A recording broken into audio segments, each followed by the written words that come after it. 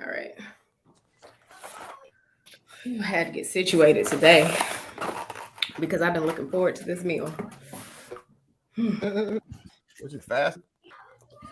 Kind of. I have this assessment on Saturday because I don't know if I told you. Kellie talked about her journey, but I've lost 60 pounds. Oh wow! Top of the world. I seriously don't know how. Totally cut you off. I seriously know how that happened. I promise. I promise you. I get it. Listen The to show me. must go on. Listen to me. So listen to me. I was just as shocked as y'all was. I was like, what just happened? I swear. Well, this is staying in the episode. It has to. Yeah. I swear I'm not even joking. I'm sorry. I was like, we doing it like that, Rudy? Go back. No, I was ready clapping and cheer. I heard news and all of a sudden the intro started playing. I'm like, I'm sorry. Say it again. No, so the program that I was doing where we had to push the podcast to 7:30, it completed. Gotcha. And so I have the final weigh-in on Saturday. And so far I've lost 60 pounds and I'm trying to keep it at 60. Wow, that's awesome. These oxtails right here. I mean, you gotta enjoy though. Listen, I have not eaten anything but an apple and some water so that I can thoroughly enjoy all this over here. Yeah. Hey, oxtails are keto friendly. As long as there's no rice, you're all right. Oh, I'm not doing keto. Please, I got sweet potatoes, cabbage, corn. And when you do good most of the week, you can have a meal like that and nothing changes. That's what I'm hoping. Because I'm not going to do this, every day. Yeah. And nothing changes. Queen of the cheat days. You know how to. You breaking up? Is it my? Yeah. Kellie needs to turn her heat on. That's what Kellie needs to do. I just turned it on. Literally just turned it on. Mm-hmm. I've been being cheap. Mm-hmm. It's cool down here right now too. It's not cold, but it's cool. It's down like 60. I've been I've been getting in the bed so I don't have to I don't have to turn my heat on. But now that I'm sitting out here with y'all, I turn my heat on. No, it's still terrible.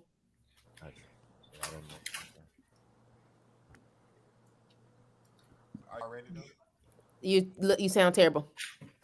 Yeah, take that mic out. We can't hear you. Why we can't hear you? How are we supposed to answer a question? I don't read lips.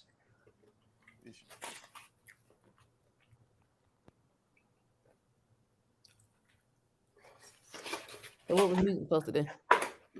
I didn't mute it. I unplugged the microphone. Oh. And it automatically mutes. Oh. Mm. That's better though. Thank you. I was asking, are you guys ready? Yeah. Are you ready? Is the question. Somebody say the word. Boom shakalaka. Top of the world. Top of the world. Yeah, top of the world. Top of the world. Yeah, top of the world. Top of the world. Yeah, top of the world. Top of the world. Yeah, top of the world. Welcome, ladies and gentlemen, to another episode of the Worst Ones podcast. I'm gonna be really disappointed if that first intro isn't in the episode how we started. I'm gonna be. Well, quick question: Do you actually watch the episodes? I will this time. Oh, okay. We're gonna be editing that. Hey, listen, writers write so readers can read, right? And we do this so other people can listen. That ain't got nothing to do with you requesting shit that you ain't gonna watch. Is what I'm talking about. It better be. It's gonna be in there, Terry. I always leave the beginning in there, but you don't watch. Should. You don't know. You should. That was fun. All y'all should watch our episodes, even so we can Janessa did. We can get 4 more views each. And I got my coworker to watch it each week. He said, I'm gonna watch the episodes now too. I was here the first time. Did you ever pay for whatever you said you was gonna pay for to get us some more views and stuff?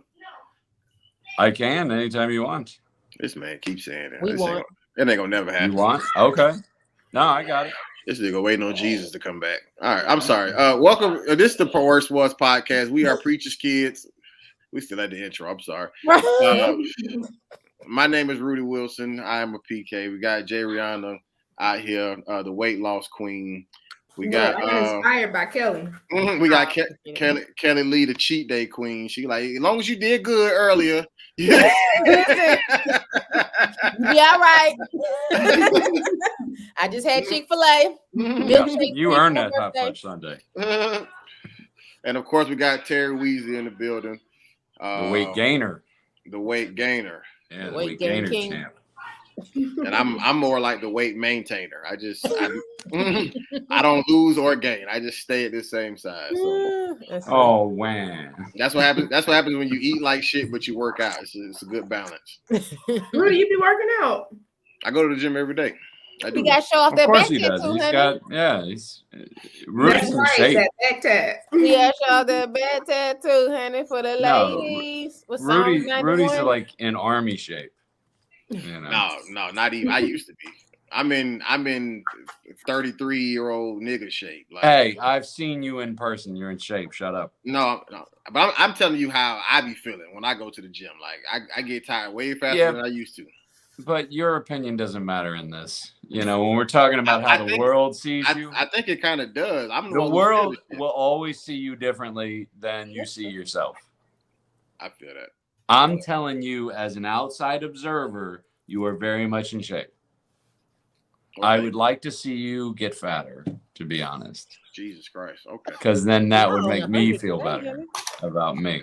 Well, other than that, Terry, how have you been doing?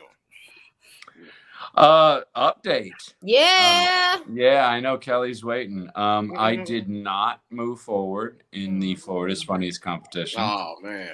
It was our funniest competition. It was a very stacked show. It was my prayer. And unfortunately, it's a random draw for the slots, where you perform, like in the order in which. And I got stuck behind somebody who's very good, somebody who actually ended up going forward in the competition, and I was right after them. And if Rudy can probably tell you that when you have to follow somebody that has a really good set, it makes it a lot harder for you because you're basically trying to dig out of a hole. Rudy said no, but I can see that. What do you say? No. It doesn't make it harder for me. Oop. He said all right. Well, Rudy's breaking time-tested comedy rules here. No, it's not that. I just think it's. Well, I know we're interviewing me, but just not to get on myself too much. But it came from when I used to preach. So seriously, like there's been times where it's been really high before I get up there, or really shitty before I get up there. But I just had to learn, like when I get on stage, regardless, I'm gonna always create my own atmosphere. So it don't. So for me, what I'm saying, right. So what I'm saying is, for me, it doesn't matter how good or bad somebody does before me, because the crowd is going to react to what I present. That's ridiculous. That's a ridiculous statement. I'm sorry. I don't want to fight you on this, but that's a ridiculous statement. Like, it's just that's crazy to think that the outside influences don't matter, because they absolutely do. I was hosting a show at the Improv in West Palm Beach one time. And one of the comics had a heart attack and died on the stage. What? Yeah. His name was Hemp. Old Man Hemp, or Hemp Tells Jokes, or, Hemp Williams is, it's just what he went by. But yeah, he had a heart attack while he was on stage. Paramedics had to come in, get him on the gurney and take him out and all that. And then the club owner comes up to me, or the club manager comes up to me and goes, okay, we're going to put the tables back. Just do a few minutes and try and get them back.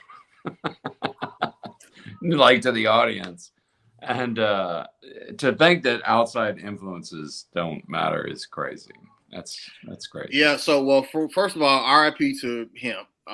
Second of all, I definitely wasn't referring anything to anybody passing away before getting on stage. I'm saying that is an extreme. I'm saying performance-wise is what I'm referring to, but that's neither here nor there. I understand. I'm just saying there's a big difference between following somebody who just lit it on fire and following somebody who just bombed is a huge difference. The real question is, did my prayer work? Did you beat your ex-fiance?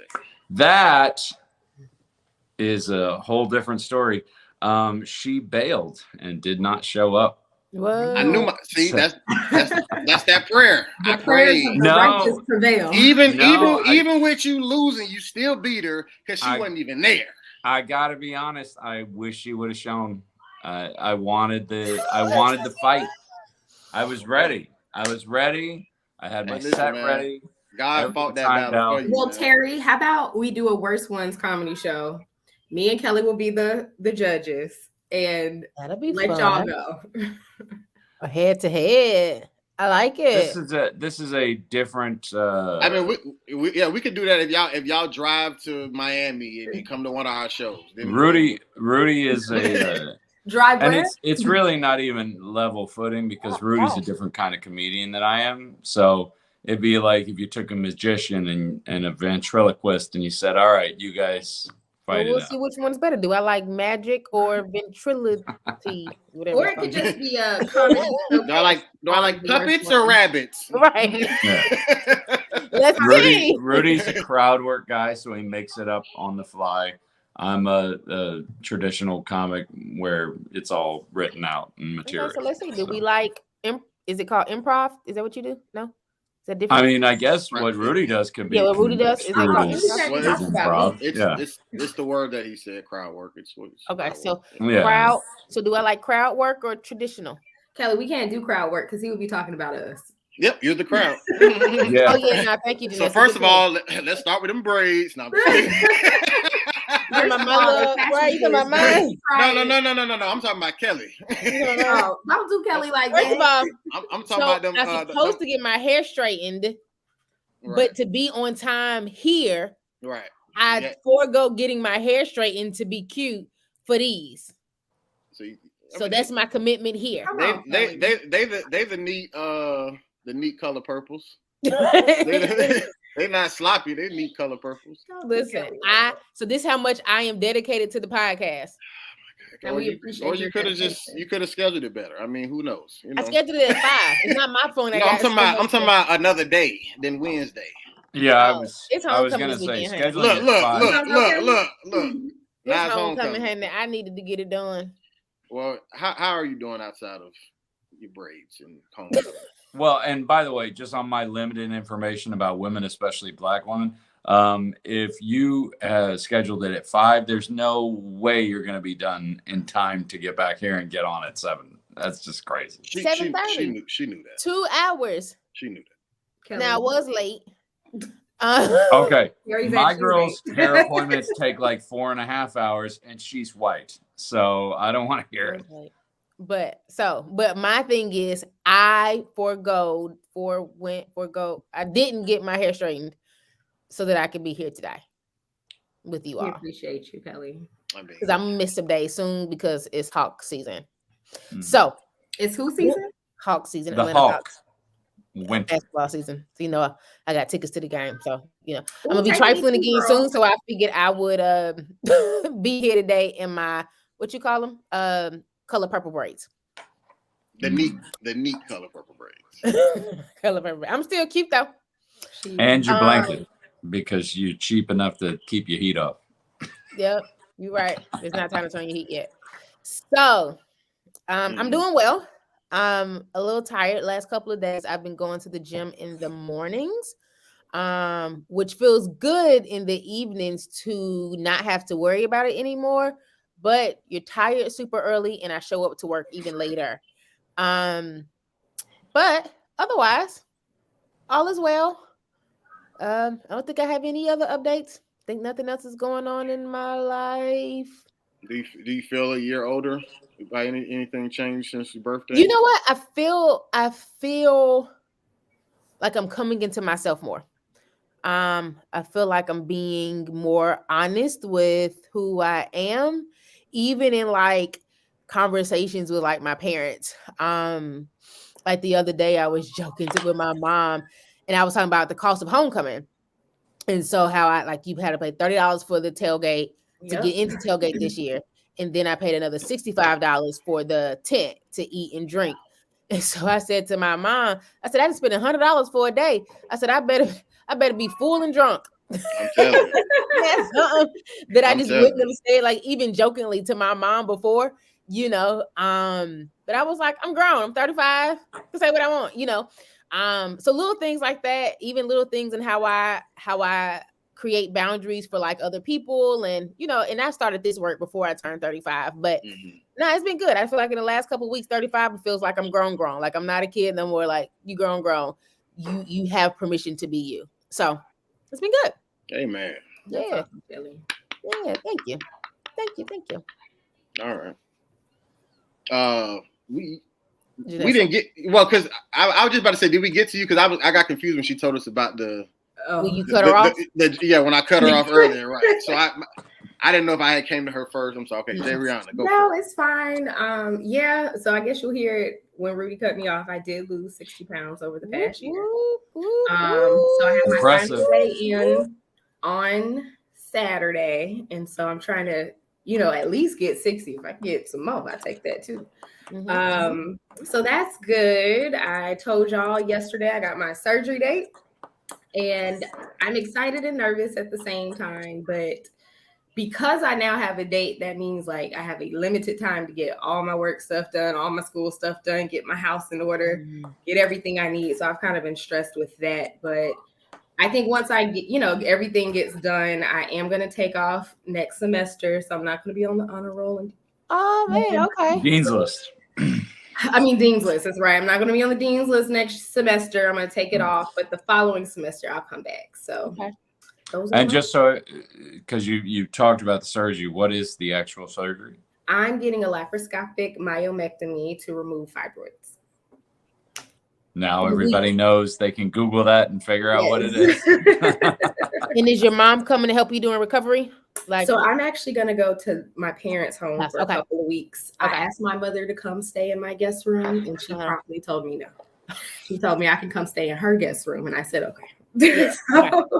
Well, man, let me tell you the blessing in parents and just having good parents and just having some, you know, because there wasn't a thought in my mind like, all right, where's Janessa's mom in this? Like, I know she coming there, you go in there, you know what I'm saying? And like, not everybody has that. You know, I work in a school system with kids who just, you know, I can't imagine them in their 30s, 20s, 30s having to deal with something like this, and they got to do it alone. Oh no, yeah, because the recovery's kind of going to be intense. Can't drive for like a month. Can't pick up anything. So I'm going to stay with them until I can get a little bit more self-sufficient. Yeah. And then come on back to my house. Nah, it's a blessing to have good family. Really? Fathers, mothers, siblings, all that. What? I'm sorry, and I might be out of line here, but what about the fella?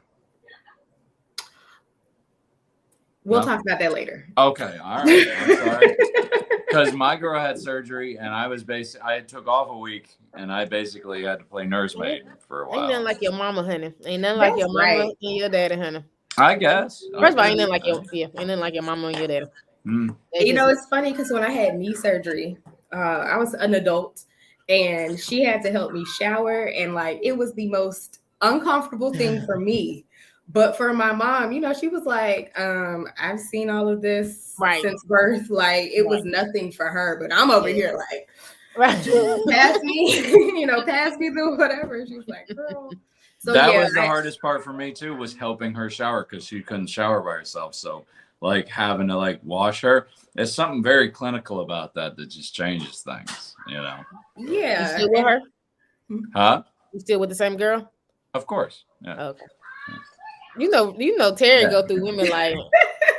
No, I'm sticking with this one for a bit. She must be over there. Sorry. Yeah, she's smiling. I said when Terry looked over, I'm like, oops, she must be in the room. It's all right. She knows how I roll. How I roll. Yeah. All right. But yeah, that's it for me. Rudy, how are you? She knew I was a snake when she let me in. We're getting ready to find out right now. Today is my turn to get to know your PKs. I like it. Rudy, is your name Rudy or Rudy? Actually, neither. Ruel. It's Ruel, Alexander Wilson. I knew So that. speaking of that, so we Raw didn't do if this. you're nasty, huh? I'm sorry. All right. Ruel, does that mean something? God is a friend. It's also in the Bible. I am friend of God. He calls me friend. It sounded good on my side. I don't know how it sounded. It did. You was in the right. It sounded decent. I'm like, actually sound like I can hold a tone, hold a note. If this turns into music ministry, I'm out. Mindful of me. Right. When you get me, when it's I amazing. That's a jam there. That's a jam. But we didn't do this for Terry because I think Rudy, you had like jumped in with like a tough question from jump. But for our, I think you did. I think we just dived right on in with Terry. But, I'm a deep puddle, so you gotta. So you gotta we're go gonna be deep. a little more surface level with Rudy to begin with before we dive in. So can you just give us, for all of our followers, I know that we've given parts of our story throughout the 2 years that we've been here. But can you just tell us how you became a preacher's? Just tell us who you are, first of all, and then how you became a preacher's kid. Where did you grow up? Where you go to school? Who are you? What you like to do? Like, who are you? What, you got some hobbies? You're single, you're married, you're dating, you got some kids. Like, so no. Definitely no kids, definitely not married, definitely not dating, definitely not in a relationship. None of you kids you know about. Interested in one for our followers? Definitely don't even have like there. Every woman on this earth is equal playing field. There's nobody in my life that it looks like they feel in that position. It ain't nothing like that. Are you open to filling the position? Yeah. Okay. But I'm also in a space where I'm not open to I guess waver from what I got going on. You know what I'm saying? So if I felt like it was something that was making me break stride, I would definitely have to know like she was sent from God for me to really make that type of adjustment. Right now in my life. Like right now, I'm definitely in a more selfish mindset as far as like, you know, moving how I need to move to, you know, make shit happen basically. As far as career wise. Do you attribute your single status at all to the fact that you've kind of made your look into a homeless guy who's really secretly good at chess? No, because that for some reason chicks dig it. I don't know. That's why I keep it. Like they. Well, if chicks dig it, why are you so single? Well, I didn't say I don't interact with women. I just said I'm single. Ladies out there, if you think that Rudy is your boyfriend, he ain't. He just so you just running through hoes. First of all, anybody who you could potentially be talking to doesn't watch this podcast. But what kind of support system do you have? But secondly, even if they did, trust me, they don't think we're in a relationship by any means. They need to watch. I was gonna say you need to promote the podcast. Right. All these hoes you got running through. Well, I don't know why y'all felt like it was a bunch of hoes I had in the first place, but I didn't say that. You just inferred it. I need all five of them to watch. All I said was that I interact with women, but I am single. But I'm nowhere near like on the smash attack as I have been in my interacts past. With women. Terry, you the oldest one on this podcast. You the oldest one. I know. Kellie just talked about how grown apparently as well. Well, yeah, you're in a relationship. I think you should. You know, I'm not in a relationship. So I meant as a whole, but go ahead. So that's the now. Tell us the past. Tell us how you grew up, where you grew up. So what your church life looked like growing up. Well, you already know that. But we know, but the followers don't know. They do. Go back to episode 23. I don't know.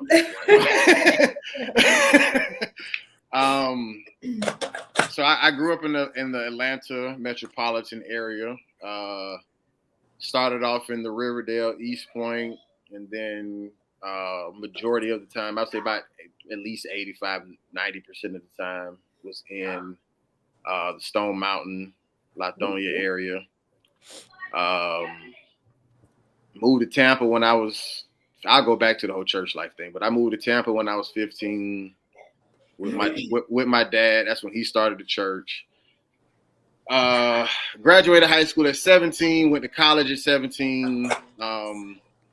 That was a miracle all in itself because I definitely entered my senior year with a 1.5 GPA. Ooh.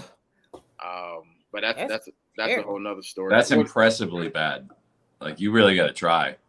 Make that. No, I was actually not trying, which is why I was doing that. Like I literally would show up to my first period and be asleep before the tardy bell rang for the kids to be in class. Did you have weed back then? Is that what? Nah, it wasn't about that. It was like me hanging out like on school nights. I would go to the strip club on school nights. That's not what I asked, but okay. Well, I answered your question. I said it wasn't the weed. That's what I'm saying. But the weed was there. Well, weed was there before I was born. I mean, like, so what are you talking about? In your life? Yeah, but I'm saying, but smoking weed. Good gracious. I started smoking at 15, but not like. But when I was like sleeping in class and stuff, I wasn't going to school high. I'm saying like I was sleepy because I was hanging out all night. I would be up to 3-4 in the morning, but then got to be to school at 6 or 7. Like smoking weed. I had a question. No, I wouldn't be smoking weed. I would just be in the strip club or hanging out. I wasn't like on the. Hey, wait, 15, 16, like you're in the strip club? Yeah, because I've always looked older than what I'm coming to you, Kelly. I've always looked older than what I am. So people never really thought I was my age. Go ahead. So when you started hanging out to 3-4 o'clock in the morning, now let me pause. We being real on this conversation because I know your parents and I know your parents watch. You got pretty real with me, so yeah, we're gonna do real. You started smoking weed at 15. Mm-hmm. You were in the strip club and hanging out all times of the night at this tender age. Mm-hmm. I wasn't in the strip club every night, but that's just one place I named. But yeah. Okay, but you were a lot of other places. This is when you moved to Florida because your dad had started the church. Correct. So you're a teenager and your dad is a new pastor and his son is out smoking and doing drugs at bars. Out in the club. In the players club. The definition of the worst one. So I see where this all comes from now. I'm trying to see your point. What's happening? You're right. You're right on track. No. Okay. I'm just trying to make sure the followers were following along. Terry had asked some questions in there, so I just wanted to make sure that we were all clear. What did your dad? How did your dad think? What did he think as a like? Was there any conversation? Even outside him being a pastor, but just a father, a parent. Son, you wasting all their money in these strip clubs. So no. So my dad kind of parented me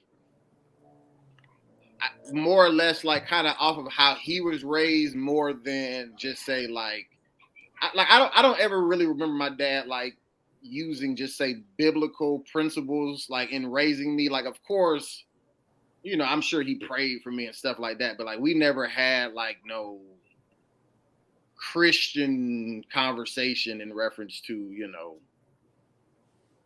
just what say you were doing this, whatever. It wasn't like, hey man, I'm out, or even pastor. I'm out here pastoring this church because for one, didn't nobody at the church know that I was doing it besides my cousins who also went to the church, but I was with them. You know what I'm saying? So like it ain't.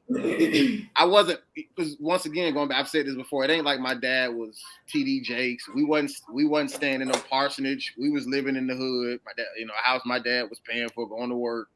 You know what I'm saying? So like it was kind of just regular. Like I was a regular teenager more than I was, this preacher's kid or whatever. So.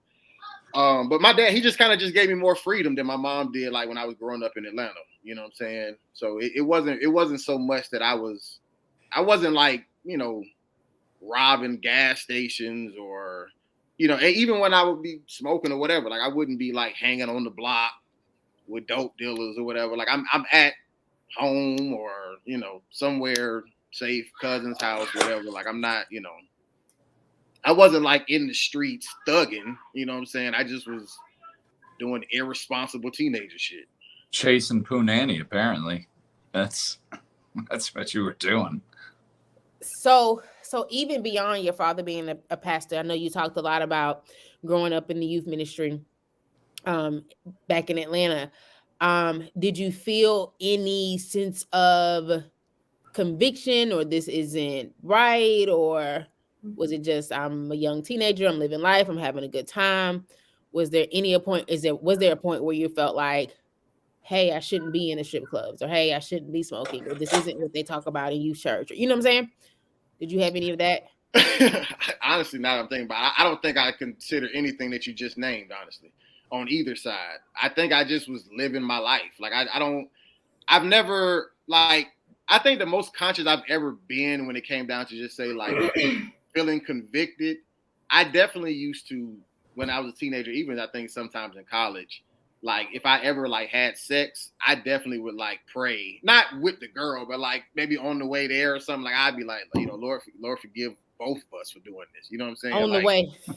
Right. About to do it anyway. No, for sure. No, I'm definitely gonna do it. But I'm saying like that. I'm saying, but that's like probably the most consciousness I've ever had when it came down to like just say feeling guilty about something. But as far as like smoking weed or going to the club, anything like that, like I didn't. I mean, but once again, like my parents didn't necessarily make a big deal about it, especially in the sense of like a Christian or churchy way. Like my mom had a problem with me smoking weed as a teenager, but it was because I was a teenager. You know what I'm saying? It wasn't, you know, and of course she didn't disagree with weed in general, but she never came to me as far as like, you know, God ain't pleased. You know what I'm saying? Like you smoking weed. Like it was never like that. Like it just was, they just always just parented me as far as just what they felt as parents. So for me, I never really I just was living my life. You know what I'm saying? I kind of was how I am now, like just doing what it is that I wanted to do, but also not trying to do nothing that I knew other people were doing. Like I knew people who sold drugs and, you know, broke into cars and shit like that. But I knew with me, like I didn't want to put my parents in that type of situation as far as like, you know, I'm in jail or ruin my life or something like that. But as far as like, you know, having sex, smoking weed, drinking that wine, smoking. I mean, I was going to adult clubs when I was 15, 16 because I had facial hair and I was 6'3", you know what I'm saying? Like nobody ever thought I was a child, so you know, I just was taking advantage of my old looking ass, I guess. Hey y'all, I know y'all enjoying this episode of The Worst Ones, but it's time for a little church announcement. You can find us on Instagram at The Worst Ones PK. We got a TikTok too coming soon at The Worst Ones PK. You can go ahead and follow us. I don't know how it works, but yes, at The Worst Ones PK. And then every Tuesday, you know, new episode drops. You can find us wherever you listen to your podcast: YouTube, Spotify, Apple Podcasts. Type in The Worst One Podcast, and you will see us. But when you get there, make sure you like, you comment, you subscribe, and you share. Thank you to our 500,600,402 followers. We love you.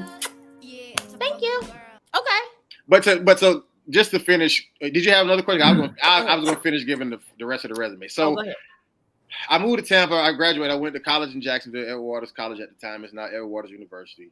I graduated. I lived in Jacksonville another few years after graduating. Moved back to Tampa for maybe 10 months, and then I left, well, maybe 8 months. And I left and went to the Army. Got stationed in DC. That's where I started doing comedy. Got out of the Army, moved to Miami for film school, moved to LA for film school, back to Jacksonville. Now I'm back in Tampa. Gotcha. All over the place. Right. So you started comedy in the Army. Correct. I was in the Army. I was in the Army probably like 8 months when I started doing comedy. Okay. How long were you in the Army altogether? 3.5. I was wondering. 3.5 years. 3.5 years. Okay. And I knew, and I had 2.5 years left when I knew I was getting out to do comedy. So I had to wait it out. How'd you get out? I had to just wait out my contract. I had to just wait till it was over. But in the contract 4 years, am I mistaken? No, so when you join, you technically get an 8-year contract, but you can you can sign up, especially depending on your job, how many years you want to do active duty. So some people do 4, mine was 3.5, but then I did 4.5 in what's called the individual ready reserve, which basically means you can go back to your regular civilian life, but if something like 9/11 ever happens again, they technically could call you back to Okay. do it. But my time actually ended earlier this year for that. Is that what they call it? Is that a stop loss? Is that what they call it? It's just called individual ready reserve. Yeah. That's it.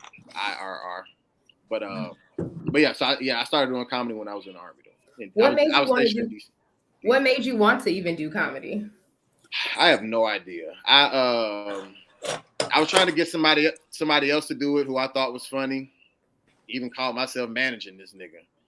And now you were definitely a black man from Atlanta.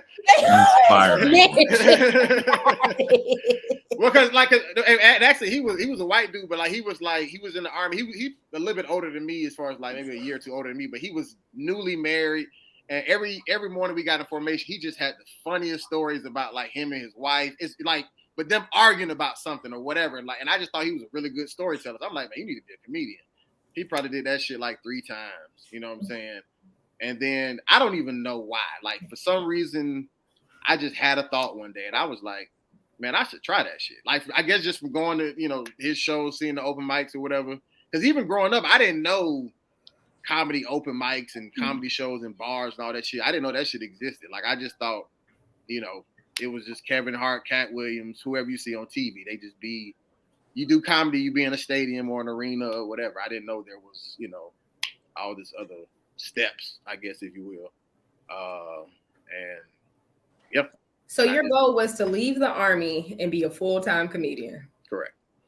Okay. And this was after they offered me a $33,000 signing bonus if I would have stayed. Oh wow. I would have gotten a promotion. I'd have been making 60 already just off of my pay, and then they would have gave me an additional 33, one lump sum. And I was like, "Fuck." But that's good money, because when you get that lump sum, you're not spending a whole lot of it, because most of your living expenses are paid for. Yeah. Well, yeah. You can spend it. I'm sure people can blow it on something, but as far as you know what I mean. It's not going to dwindle away through rent and food and whatnot. Yeah, but it ain't worth another 4 or 5 years of my life. So we're doing comedy now. So where did film come in? Because in your head at the time, it was I'm going to be a full-time comedian. So how did you shift from comedian to film school? So film is a little more full circle, because even at New Beginning, I worked on the camera group. I was in the sound media. You had the big old one. Right. Put your eye up to the motherfucker. Mm-hmm. Put a tape in the side of it. Yes. But not so growing up, I've always and I do it to this day, I've always envisioned movie ideas, and I even think a lot of times real life situations be like movies. You know what I'm saying? If I especially I had a wild imagination as a child, so I couldn't watch horror films, and I was telling my cousin I couldn't even watch the Bone Thugs and Harmony Crossroads video, because that shit scared the hell out of me as a kid. Really? Man, I was scared of Uncle Charles with them red eyes. So for me, I was all that stuff would always just kind of play in my head. So, but also growing up, I never really paid attention to the credits and stuff. You know what I'm saying? I just always just watched the movie. But the first time I ever really kind of paid attention to credits was when I went and seen a Tyler Perry movie, one of the first two, and I seen under his name it said writer, director, producer. Now, I'm not saying by any means he was the first person to ever do this, but he was the first person that I had ever seen that. You know what I'm saying? I always do it said directed by somebody, but I never paid attention to who the name was, or never tried to remember it. But when I seen all three, that struck something in me. I'm like, wow, wait, you can. I thought all those had to be 3 different people. You can cut out the middleman when it comes out of that. So And you get 3 checks. I just kind of progressively always thought more and more into filmmaking and then even more distribution of film. But then I just kind of was playing football. So I think that kind of just took my mind as far as chasing that whole dream as far as the NFL and all that. But so once I got into comedy, it just kind of, the movie thing just kind of resurfaced basically.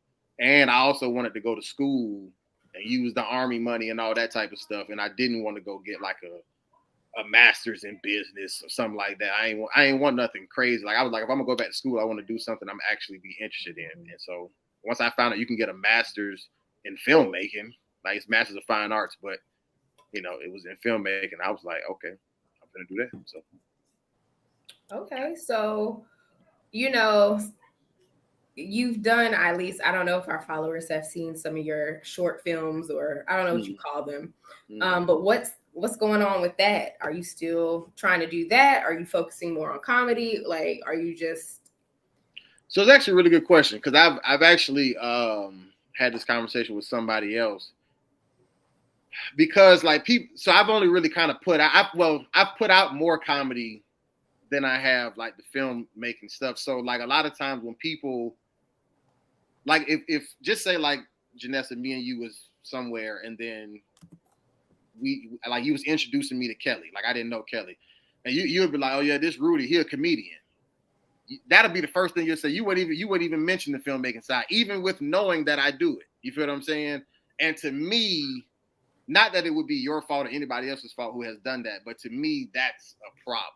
You feel what I'm saying? And I literally just had this conversation with somebody 2 days ago, because I do have stuff that I've worked on, but yes, it is harder to get films and stuff out at the same pace as you can something comedic, you know what I'm saying? Just being funny, doing the skit, getting on stage, whatever. But at the same time, if that is what I want to do, I do feel like I have to, I guess, lean my commitment kind of more into that. So like, as opposed to traveling on the road as much, just maybe just kind of just focus on more local stuff as far as the, stand-up comedy side, and just kind of, and sit down and actually focus on putting out more so that I can be known as at least comedian and filmmaker, if not filmmaker. So that's confirmation, I guess. Well, I just have a special request. Can you bring back like the dance videos? Those are my favorite. I like the lyrics. What's the lyrics? When you did like the little weekly lyrics, like the little. Oh, geez. Yeah. I mean, why we got talking fans, about Rudy? I sincerely just have a real strong love-hate relationship with social media, because it's a tool that, like, if you're a normal person using it, you can afford to post how I want to post, which is when you feel like it. But when you're trying to do it, like, as far as like in a, this is your, your advertisement for what you do type thing, I don't like it. I don't want to do that with social media, because then you have to pay attention to too much of social media. Like, you can't just post without the rest of it. It's the, you know what I'm saying? It's the scrolling, it's the comments under it's the checking how well did your video do. You know what I'm saying? Like, it's just too much attachment. So I just kind of just rather just, I'm not saying I'm done with it forever. I don't know. I'm just saying Trust me, I know. That's why the worst ones don't have no content. Last week, though, Kellie, you did good this Well, at least the truth has came out. She posted like 2 or 3 times. I posted a lot this past weekend. I had time. You posted in the stories. She did. I posted. Period. We got people still cussing out. All right, so we're back to Rudy. Cussing you out on your Beyonce video. I know. Back to Rudy. I'm sorry, I got us off track. I have another question. Go ahead. So you went to film school in Florida, and then I get transferred maybe to someplace in California. Was it the same school? Yeah. So it was the exact same school. They just have 3 locations. So one in New York, one in Miami, and one in LA. And I went to the one in LA. Okay. For my second year. So how did you go from film school to the creation of all your podcasts, including this one? Good question. So with me, and that's why I even said the whole distribution side of it, because like with me, like I'm interested in a lot of facets of just say of entertainment, but even media. So like I still listen to the radio. You know what I'm saying? Like I know that's kind of like faded out, but like I still enjoy the radio. I still enjoy. It's something about, because even being in radio stations a few times for like promoting shows or whatever, like just seeing that whole system run just fascinates me for some reason. Hearing seeing on the board how the commercials are like put in and then, on air here or whatever. Like, I don't know why, but it just fascinates me. So the podcasting in general kind of came from that fascination of radio. But as far as all the podcasts that I had, I mean, we went into the pandemic, you know what I'm saying? And I had time. You know what I'm saying? Like, and I had time and a bunch of ideas, and I kept thinking, like, realistically, like all the podcasts that I did, I would like to bring back, but I would want somebody else to be able to do them. Like I didn't necessarily want to do all of them, but they was my idea, and I knew wouldn't nobody just do it unless I was gonna be able to pay them, which I couldn't. So, but I just thought I just had some good ideas for some podcasts, so I just was firing them up, and I thought about this one as well. And then I met Terry Wayne on his other podcast, and it was just confirmation when he said, he was like, "Yeah, I'm a preacher's kid," and blah, blah, he was talking about something else, and then it was just on the problem from there. I was like, Terry. God's will. God's plan. Right. So it just well, I have more questions, but y'all go ahead because I'm just been asking away. They ain't got none. I started the conversation. They done. I got some comedy questions. Go for it. What made you want to do like the crowd work style as opposed to a traditional comedian?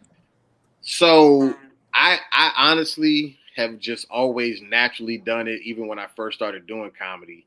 I just didn't necessarily recognize it or even, had language to even identify what it was. But over time, even when I first started, people would just always make mention of it. Like, man, like you really good with that improv. Like when you be talking to the crowd or whatever, like people just would always say it. So, I mean, there's even been times where like back when I, early days, I would get so drunk, I wouldn't even tell a joke. I'd just be just literally improv the entire set, and people would just be laughing or whatever. So then I learned that, okay, since I can do it so well, I then learned to interweave it with my written joke. So like in between bits, like I would instead of having just say a segue, I would use crowd work as a segue basically. And then so you do have written material. Yeah. Oh, I got a 30-minute special online.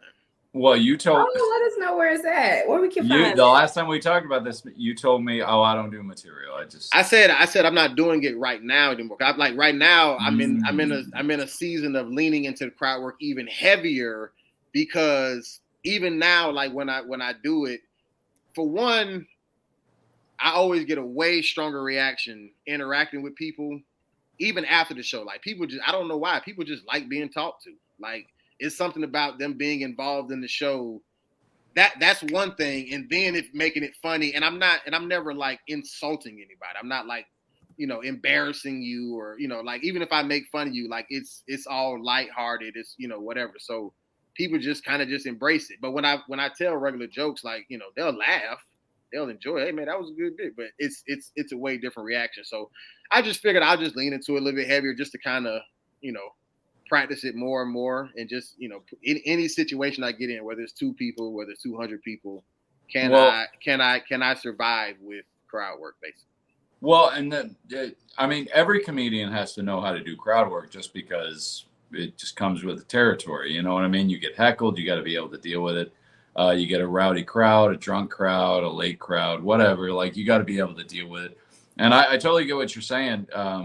Because usually, like when you do some of these smaller shows, I'm sure you know what I'm talking about, when you're doing shows in a bar room where people are, a little more rowdy, a little more free to yell at you and or engage. But does it worry you that it's a lot harder to climb up the ladder doing that than, say, written material? Like, just give you an example. Like there's you can't find a comedy special where somebody just does crowd work for, an hour. Yeah, I mean, I guess Andrew Schultz. It's a lot harder to jump up. Right. I mean, so for me, I actually have way more confidence in crowd work than I do written jokes because I know how fickle and how subjective comedy is. You know what I'm saying? Mm-hmm. Like you can do 2 back-to-back shows in the exact same venue. The 8 o'clock show, people was dying laughing at your jokes. 10 o'clock show, you do the exact same set, and it's a whole new crowd, and they like, yo, what the fuck is this? You know what I'm saying? Yeah. Like but you can't control that. Like it ain't that you did it any differently. You delivered it the same way. Yeah, it's just a different crowd. Like it's just I don't know what it is, but crowds just react differently to jokes. But when it comes down to crowd work, I get the same reaction every single time. I understand. It's just not as commercially viable. Well, nothing I do is commercial really. So that's why it's never really been my stilo. Like I have no desire to just say to be a part of like Hollywood, I guess you would call it. I don't know what you call it. Right. And I'm not, don't get me wrong, I'm not saying there's no path. A friend of mine, Jordan Garnett, you might know him. He used to be down in Florida. I know Jordan. Okay, yeah. He's mainly a crowd work comic, but he just got a permanent gig up in Michigan as the house favorite at a comedy club up there. So it's not like there's no path, but it's just a harder path. That's all. Right. And it's actually one I'm trying to like help create because I don't think by any means I'm the only person who does crowd work. Even on, Andrew Schultz does. A lot of people do it, but I'm saying I don't think a lot of people. I don't think it's really. I guess. What do you call it? Like it hasn't been like an audience, I guess, built just for that, and people recognize that as like a sub genre, I guess, of stand-up comedy because it is a form of art, and people who can do it well. Oh yeah, it's a difference between somebody who's just kind of using it to fight back a heckler and just kind of have a rebuttal, as opposed to somebody who's going into the crowd, like you're almost heckling them low key. So I just kind of want to just kind of create a lane, I guess, for. Yeah, I mean, you can even go back to like the Kings of Comedy movie.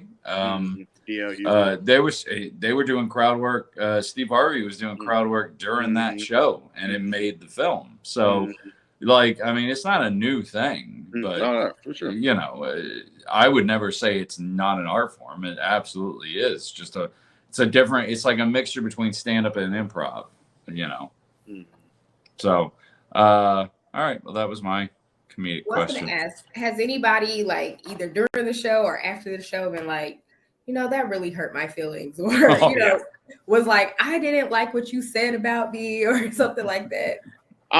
So yeah, it's happened actually only one time. But what's so crazy is, I'll tell you what happened, and I'll tell you what's crazy. So. I was talking. So this room is fairly dark where I was at in Miami, and extremely dark actually. But I can tell like people in the back were there, but I couldn't really like see who they were. So it was 2 people together. I was talking to the one chick, and I could tell she was a chick, and she responded like, okay, whatever. So then, but the person next to her wasn't responding. I'm like, because I don't know who this is. So I'm like. So I asked the chick, I said, who is the nigga next to you? Right? Okay. So however it went, it's fine. But I'm saying after the show, the person came up to me and was like, yo, I know you just being funny, whatever like that, but like, I kind of don't appreciate you like, like calling me a nigga, like, and then all these white people in here got like laughing and whatever, blah, blah, blah. So I was like, oh, my bad. I didn't mean to make you, feel no type of way. I apologize. You know what I'm saying? Like, I'll make sure I, consider that, as I'm whatever. Now, I didn't want to tell this person the truth because I definitely was not calling that person a nigga because of them being black. It was a woman who I thought was a man. Right? So I was like, who is that nigga next to you? Like the dude. Like, But because she only thought I was calling her black, I just apologized for that. And I just Rudy's problematic. He's problematic. I just left it alone because I was like, You don't want to know what I actually thought. That would have went on way worse. Way worse. If you notice, anybody watching, if you notice when she said, "Has anybody gotten offended or come up to you after the show?" I said yes before he even answered, because there's no comic that's been doing this for any amount of time that the answer would not be yes to that. But that's literally, believe it or not, that's literally the only person. That's the only person that ever told me they was offended. And it was totally a mistake. Now she would have definitely been offended. I think worse if she'd have known the truth. Yes, but absolutely. Well, I've been threatened with physical violence. I'm sure. Yeah, I can. Right. I didn't even do it. I was just hosting that show. I didn't do anything. One comic made some Trump jokes, and then I got up there, and the guy just unleashed on me, and I was like, I didn't even say anything. Yeah, he's like, "That's your president." And I was like, all right. Yeah, I know. Scary dude too. Well, Rudy, you are well loved, at least I'm sure everywhere, but at our home church, you are well loved. And I don't know if this has happened to you or not. Have you had church people seen your comedy or, seen videos or come to your shows and then be like, say something to you like, now, how would God feel about that? Or, I just didn't expect that from you. Or, like, oh my gosh, I didn't know you curse so much. I'm gonna tell your mama. Or, like anything from church people specifically probably that know you. I know that when we had our anniversary, my mama working the dough. Right. I saw several church people there. But at the same time, we're all 30 plus. But when we were maybe just starting out, you know what I'm saying? Did anybody? Well, I don't think the biggest factor is about the whole Christian thing. I think it's because I used to preach. You know what I'm saying? I think that's more or less the if anybody had a discrepancy. But to answer your question, like, no, like, so the only time anybody's ever said anything was like in the very, very beginning. And I'll tell y'all off air, but I'll just to protect the innocent, I'll leave their names off of this podcast. But I definitely had a few prominent people. I ain't talking about like, the homies or even their parents. I'm talking about some prominent folk in the church hit me up. But I mean, it was, and that was when I first started doing comedy, like, and was actually posting. Like, I used to like edit out the cuss words, and try to post it. But then I just started posting with the cuss words, and that's when the conversation happened. But ever since then, even people who came to live shows, I mean, people from church, from Atlanta, whatever church, they all follow me on social media. They done seen me cuss, smoke weed, all of it. They see every video. Some people like it, share it, whatever. Some people, I'm sure watch it and don't put nothing. Some people, whatever. Like it's a, but I've never had anybody, especially not in the last 6 years or so, say anything. At least not to me. I don't know if they're going to my parents or to each other. I'm in somebody group chat or something like that. But as far as like to me, like anybody said nothing. And even if they did, I'm gonna just nod until they get done talking and then, go back to it. Yeah. Curse some more. Hey, there was a cursing pastor on YouTube that got famous. So everything get famous on YouTube. So I do want to know about do we talk about your call to preach? When in all of this, when you felt like you were called, in hindsight, were you called? Or did you just, you were just able to tell a story or put a sermon together and, speak some good words over the people? Can you tell us about that journey for you? Absolutely. So another thing that I didn't, I guess, see coming, just like I didn't see comedy coming or whatever. I mean, really a lot of things that I've done, film school, a lot of things, being in the Army even. I used to look at myself in that uniform sometime in the mirror and be like, yo, I'm really in the fucking Army. Like, how did this happen? Like, this ain't no costume. This is a real fucking uniform. Like, and I'm not even being funny. I used to dead ass look at myself in the mirror in my uniform and be like, yo, how the fuck did this, like, and this is something I said I would never do. So, and I also said I would never pledge. It's a lot. I got a laundry list. But either way, when it came down to the preaching thing, of course, it definitely wasn't on my radar. But so initially, what happened as far as what got me on fire for God is what people call it. The summer going into my initial senior year, and I say that because I had to have a medical red shirt in college because I had shoulder surgery. So my initial senior year, that summer I was staying with some friends. Make a long story short, like I somehow God struck a nerve, and I found myself, not cussing. Well, I would slip sometimes, believe it or not, but I was not cussing. I wasn't smoking. I wasn't having sex. Like I was just on fire for God. And I wasn't like, and not in like a judgmental way. I didn't give a shit what anybody else was doing. But as far as like me, I just felt like, whatever. So this happened like my whole kind of like senior year in college. We'd be having Bible studies and shit, We was them niggas, you know what I'm saying? I gave you 10 extra. Statement was like this was going good, so I gave you 10 extra minutes, but I do have to go. I told you I had a hard hour. Yeah. Do your thing, man. It was good getting to know you better, Rudy. You said you're gonna watch this episode anyway, so yeah, I'll watch it again. But yeah, wow. so we was right. We was them niggas though. We was having Bible studies and like I said, it wasn't like overbearing as far as like walking around just laying hands on people like y'all in there having sex, get out of there. Like we wasn't in nobody's business, you know what I'm saying? But as far as like with us, like we definitely was like holding each other accountable. I know for me, like I definitely was celibate for like a year and a half. Now you talking about feeling guilty. I definitely remember the first time I had sex after that. I felt like shit. I was like, but see, now in hindsight, you talking about hindsight, I felt like shit. And I realize it in hindsight now because of my homeboys who was also on this same journey. You know what I'm saying? Like, 'cause we was all holding each other accountable. So low key, it was almost like a competition, like who could hold out the longest. It was an unspoken competition, if you will.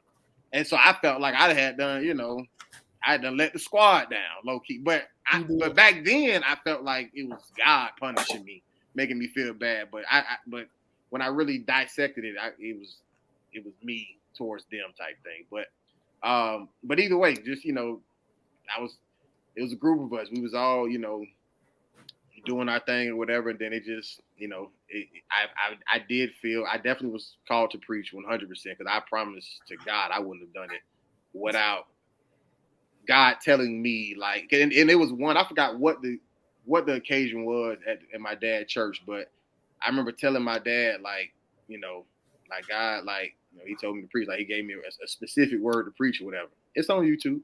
And I know it was a special event because Darren Randolph and Jerry Smith they were both there, and Elder Smith was supposed to preach, but I guess God had spoken to my dad too, because my dad literally, it was in town. My dad said, like, you can, we're gonna let you like kind of deliver like a inspirational kind of little word, whatever, and then Rudy gonna preach.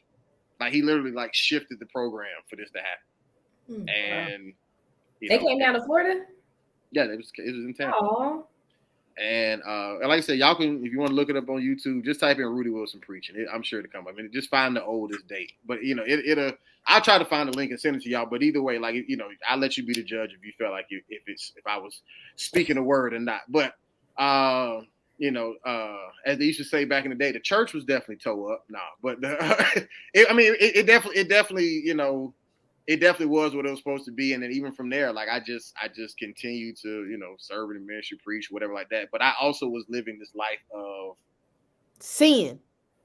Well, no. I was living this life of trying to be perfect at first, but then once, because really the only sin, if you will, that happened was the sex thing. But then once I broke the celibacy, it was a gazillion times harder to go back. You know what I'm saying? Like, so it just became just, and a lot of and what's so this is what's crazy. I know we kind of going over time, but this is what's crazy.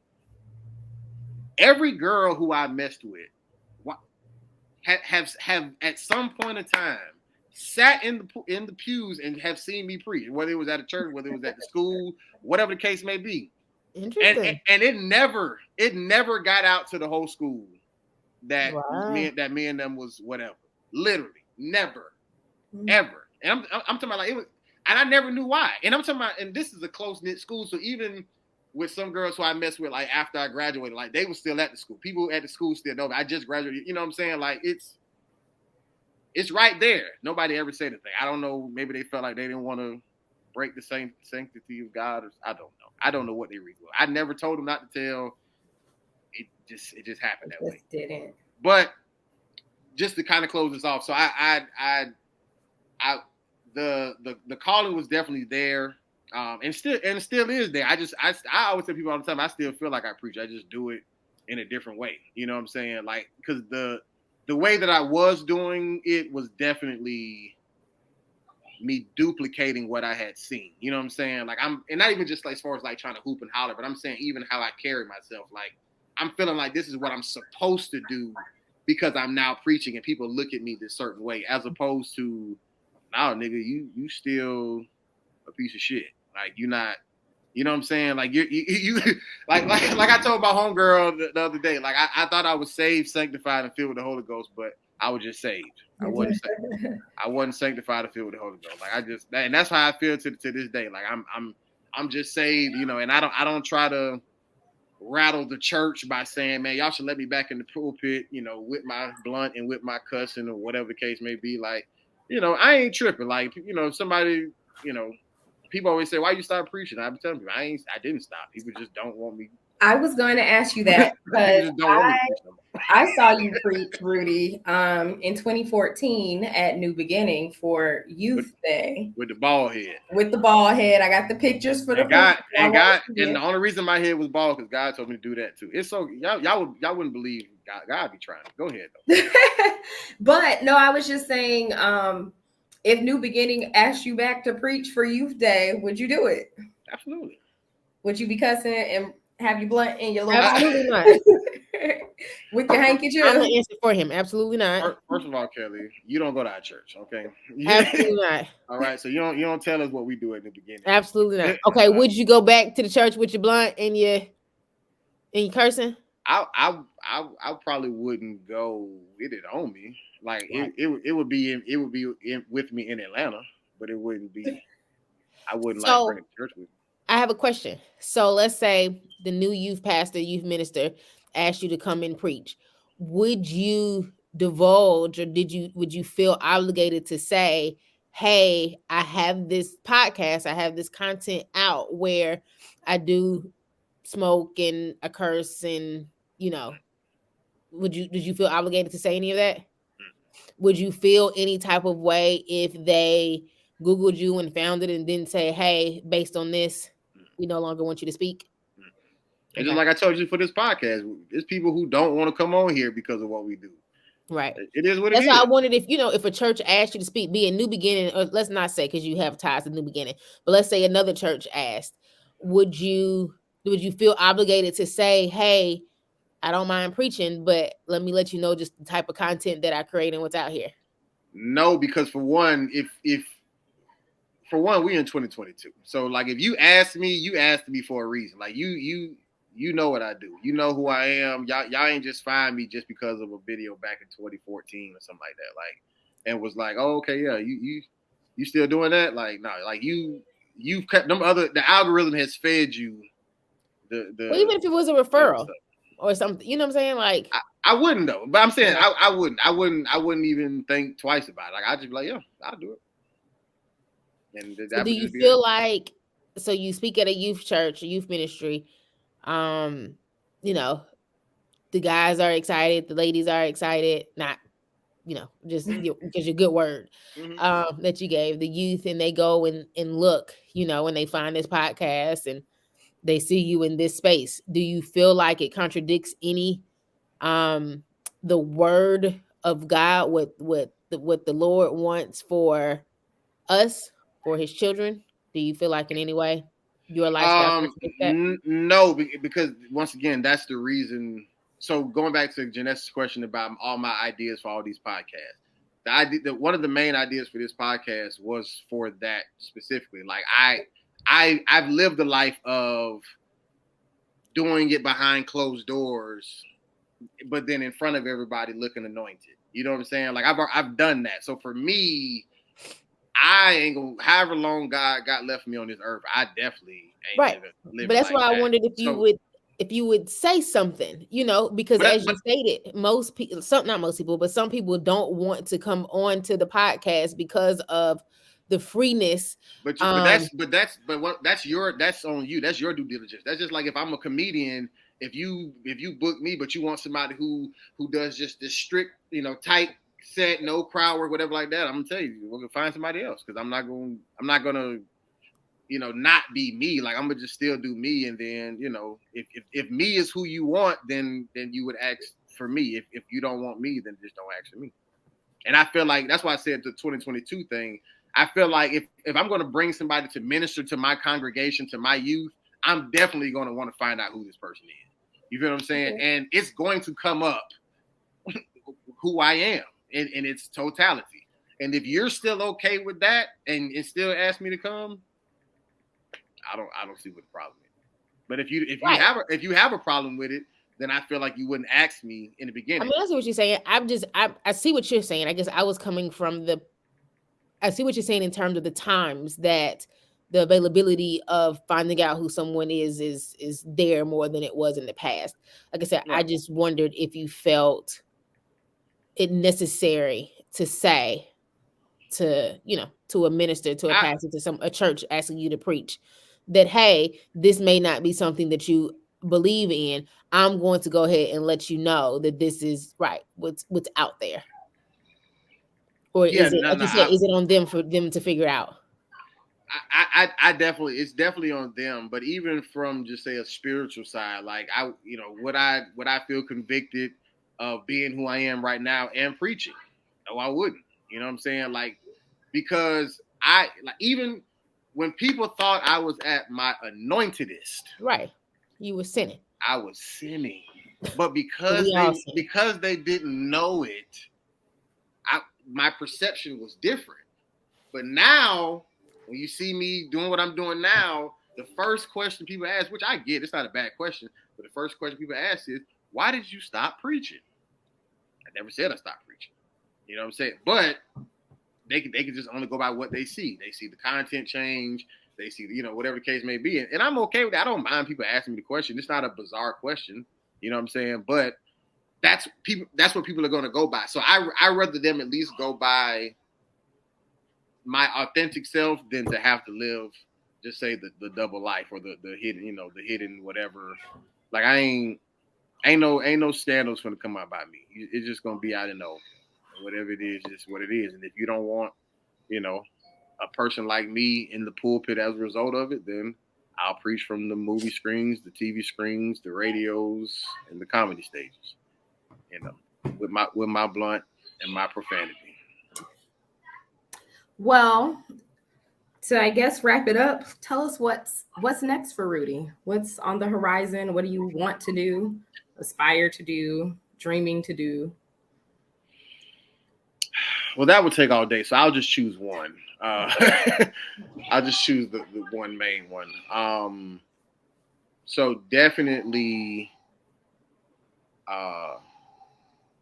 mass media distribution, which is, when you think about a record label, a studio, whatever, Disney, Paramount, whatever, these are all movie distribution places. Then you got, just say, CNN, like that's a news station, so they distribute their stuff. And then you got ESPN, like all these separately are some level of a studio that does distribution. They put out content, put out shows, HBO, whatever.